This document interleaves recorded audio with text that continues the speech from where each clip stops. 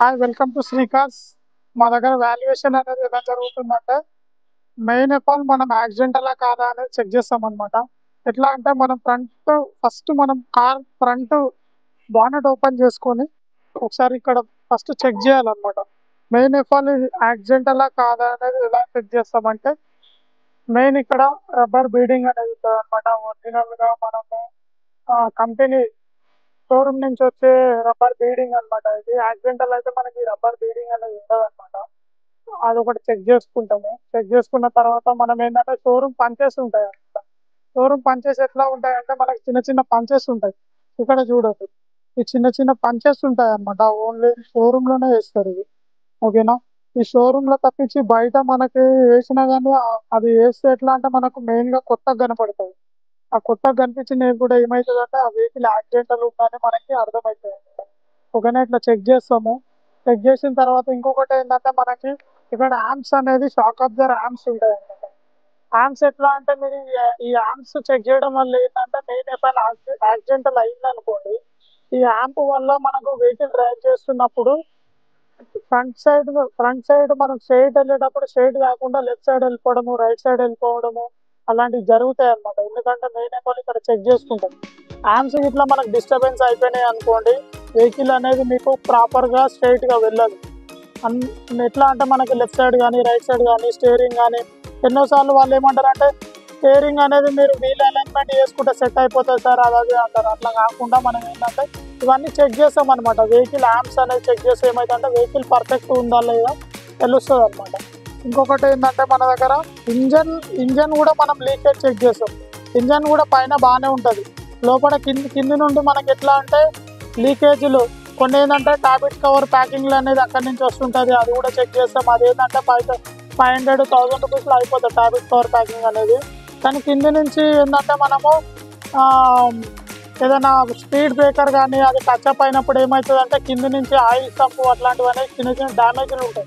ఆ డ్యామేజ్ల వల్ల కూడా మనకి ఇంజన్లు అనేది ఆ ప్యాకింగ్ అనేది లూజ్ అయ్యి ఇంజన్ ఆయిల్ లీక్ అవుతుంది అనమాట. అట్లాంటప్పుడు అలాంటివి కూడా చెక్ చేస్తాం మేము. వాల్యుయేషన్ అనేది కస్టమర్కి కరెక్ట్ ప్రైస్ ఇవ్వాలనేది మా ఉద్దేశము. అలాంటప్పుడు మేము ఏంటంటే వెహికల్ అనేది వాల్యుయేషన్ ఈ విధంగా చేయడం జరుగుతుంది. ఇంకొకటి ఏంటంటే మనకి సైడ్ డోర్ అనమాట. ఇది లెఫ్ట్ సైడ్ ఫెండర్ ఇది. ఓకేనా? ఈ ఫెండర్ కూడా టచ్అప్స్ అయితే ప్లస్ పెయింటింగ్ కూడా అవుతుంది. ఓకేనా? మేజర్ అయితే ప్రాబ్లం వస్తుంది, మైనర్ అయితే ఏం ప్రాబ్లం రాదు. మేజర్ అయితే కింద యాంప్ ఉంటుంది, షాక్ అబ్జర్ ఉంటుంది. ఒకసారి ఇక్కడ చూడండి, లోపల షాక్ అబ్జర్ ఉంటుంది. దీంట్లో మీరు ఇక్కడ కనిపిస్తుంది కదా షాక్ అబ్జర్. ఈ షాక్ అబ్జర్ అనేది మనకి స్టీరింగ్ రాడ్కి మీకు ఏమంటారు టీ రాడ్కి ఈ రెండింటికి సంబంధించి ఈ సస్పెన్షన్ అనేది ఉంటుంది అనమాట. ఏదైనా డిస్టర్బెన్స్ అయిందనుకోండి, ఇది కంపల్సరీ మీకు వెహికల్ అనేది ప్రాపర్గా స్ట్రైట్ వెళ్ళదు, లెఫ్ట్ సైడ్ కానీ రైట్ సైడ్ కానీ తీసుకెళ్తుంది వెహికల్. అందుకని అది కూడా చెక్ చేస్తాం అనమాట. ఫెండర్కి మైనర్ అయితే మామూలు ఓకేనే, కానీ మేజర్ అయితే మాత్రం చాలా ప్రాబ్లమ్స్ వస్తాయి వెహికల్. ఇలాంటివి చెక్ చేస్తాం అనమాట మేము. ఇంకొకటి ఏంటంటే డోర్స్ కూడా రబ్బర్ బీడింగ్ అనేది ఉందా లేదా. మనకి ఎట్లా అంటే షోరూమ్ బీడింగ్ అంటారు, ఇది రబ్బర్ బీడింగ్ అన్నారు. మెయిన్ షోరూమ్ బీడింగ్ అంటారు అనమాట. ఈ షోరూమ్ బీడింగ్ ఉంటేనే మనకు ఒరిజినల్ అనేది తెలిసిపోతుంది. కొందరు ఏంటంటే మామూలుగా టచ్అప్స్ అయితే కూడా పెయింటింగ్ చేస్తారు, దానికి ఏం ప్రాబ్లం కాదు.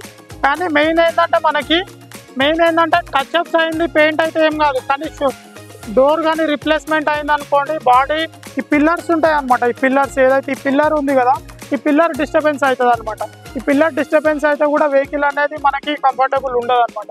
ఈ పిల్లర్ అయినా ఓకే, ఇది కూడా ఒక పిల్లర్ అనమాట. ఈ పిల్లర్ కూడా మీకు షోరూమ్ పంచెస్ ఉంటాయి అనమాట. ఇక్కడ ఈ పంచెస్ కూడా మీకు ఏమైనా డ్యామేజ్ అయింది అనుకోండి, సపోజ్ ఈ పంచెస్ కూడా కనపడతాయి. ఈ పంచెస్ కానీ కనపడకపోతే మీకు ఇక్కడ డెంటింగ్ పెయింటింగ్ చేయడం అనేది జరుగుతుంది. అది కూడా మేము కనపెడతాం అనమాట. మేము చూసి దాన్ని వాల్యుయేషన్ చేస్తాం అనమాట. అదొకటి. ఇంకొకటి వచ్చేసి మీకు సేమ్ అదే రకంగా మీకు లెఫ్ట్ సైడ్ రియర్ డోర్ కూడా ఒక పిల్లర్ ఉంటుంది. ఇది మెయిన్ ఇక్కడ రియర్ డోర్ పిల్లర్.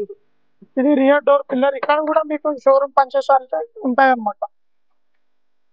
ఇక్కడ షోరూమ్ పంచెస్ కనపడుతున్నాయి కదా. టోటల్ ఇట్లా వెహికల్ అనేది చెక్ చేస్తాం అనమాట. ప్రతి ఒక్క వెహికల్ ఇట్లా చెక్ చేసి మరి మేము మా శ్రీ కార్స్ అనేది తీసుకొని కస్టమర్కి వెహికల్స్ అనేది సేల్ చేస్తాం అనమాట. ఇంకొకటి ఇది అయిపోయిన తర్వాత ఇది కూడా రియర్ డోర్ షోరూమ్ బీడింగ్ ఉంటుంది, ఇది కూడా చెక్ చేస్తాం. ఓకేనా? ఇదొకటి. నెక్స్ట్ వచ్చేసి డిక్కీ. డిక్కీ ఎట్లా అంటే డిక్కీ కూడా సేమ్ అనేది మనకి షోరూమ్ బీడింగ్ అనేది ఉంటుంది అనమాట.